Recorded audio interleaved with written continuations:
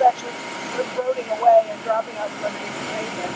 So for safety reasons, we try to minimize that. Oh yeah.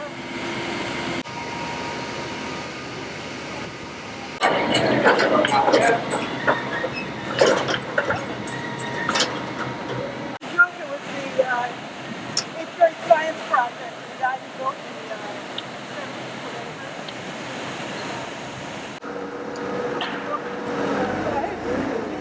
we don't hear about that. You think they'd ever let me graduate? The challenge, so. Maybe just they made this the only way.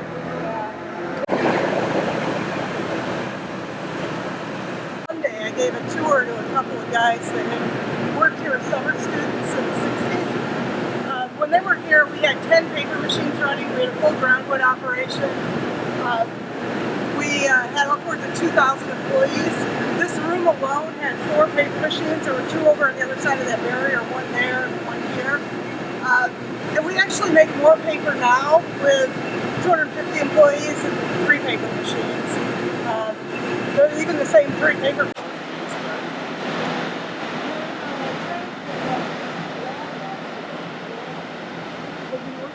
Literally all week. I don't know what about it was so stuck.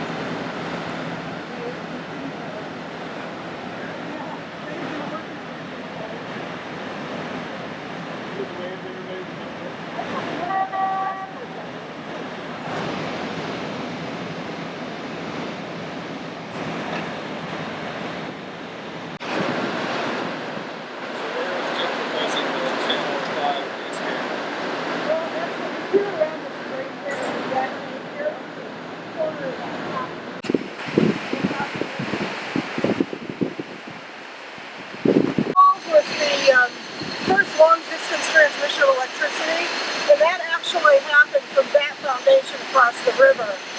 There used to be a power plant over there as well. And so that was built first. This was built second. I want to say about the same time as the mill, maybe 1890 or so. And that one I think was 1873. The slides here are designed to take small fish and divert them around the falls. And when you have a sprinkler at the end of the diversion slide, it keeps winged predators away from those fish when they're most susceptible.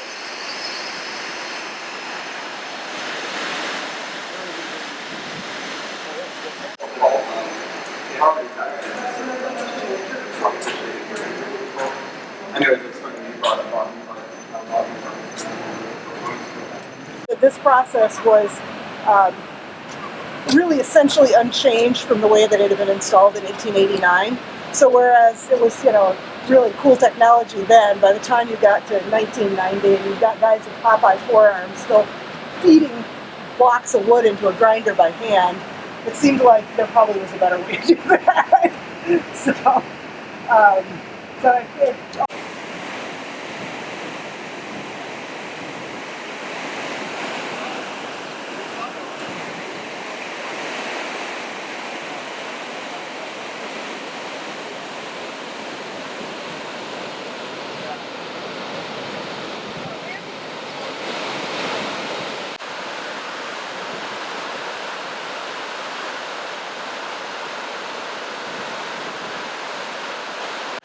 So the camera that we're looking at putting in would be in this corner of this building, just to give you a sense of what it can look at. The wastewater treatment ponds that are up here. We won't see it, I can pull it up on the phone and get back in the office and show you where they're at. But there is some opportunity to do that. It's all going to take some cash. In terms of access, you could put in a bridge or an elevator or a tram or something like that. You could also bring people in by water. There's a barge ramp that's, maybe a quarter of a mile upriver. You could put in a cable barge pretty easily between here and there, which might be kind of a fun activity in addition to there. This structure that you see outside, kind of metal structure there, that was part of the conveyor belt that would bring logs in from upriver and then feed those into the groundwood operation. So So we bring logs in by river, cut them into cants, which were, blocks of wood about like this, take the bark off of them in what is essentially an enormous rock tumbler. And it must be just crazy, right? And then from there they would be hand fed into these big stone grinders. So,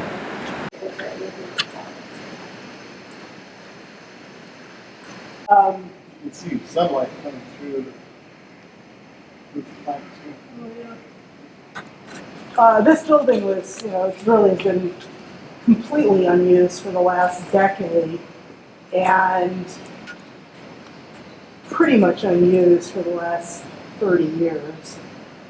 But it has some really interesting history to it, and like the big tumbler here, which is... Yeah, if you come over here, you can actually see this is the rock tumbler I was referring to earlier.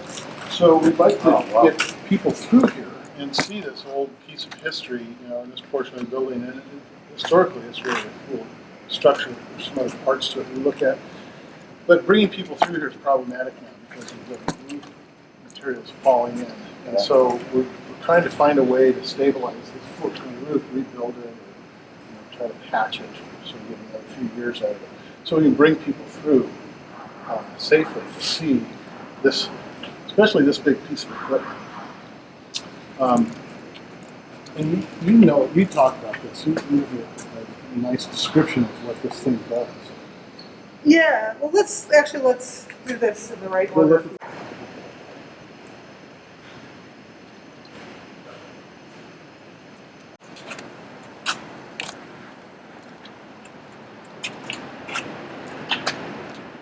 From movies here. Conveyor that would go all the way into this building, and you could see the base of the saw there, where they would cut those big, the logs were old virgin timber, Ginormous. big This thing. log. Wow. Cut them down into usually blocks that would be about like this, wood soaked, that would be water soaked, probably weigh 40, 50 pounds. From here they would be conveyed into that rock tumbler that we saw over there, spun around and the rock was knocked off of them. And this was going on through 1990, not that long ago. By hand in Yeah, 1990? with the same process that was in place in 1890s. So it was clearly not the most modern of facilities. And what we ended up doing is abandoning the whole groundwood operation, and we now bring all of our pulp in bales from third parties that do the pulping, and then we just do paper making now. So it's our next stop after this building, and not just lighting. So you have lots of windows carved into things. But then as more electricity became more commonplace, we're all bricked in and closed over. So there's lots of that in here. Just a variety of different kinds of brick. We're not totally sure what this room was used for. Judging from the equipment that's here, we think it had something to do with the hog fuel operation, which is we would burn the bark in our boilers as a power source. Now to bring people here. And you say 1990 this place was being used. Yeah. Yeah? Yeah.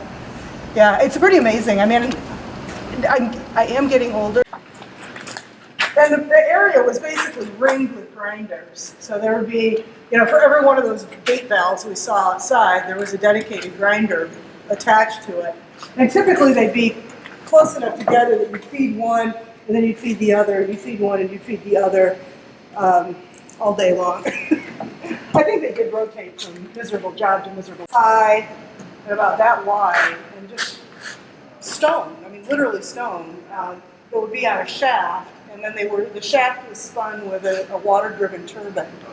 And then they were encased, of course, in an old lathe.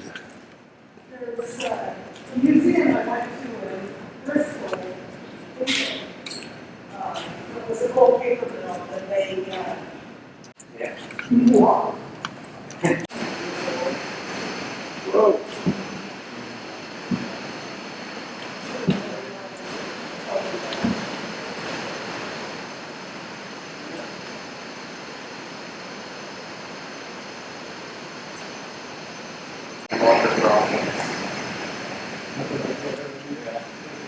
Yeah.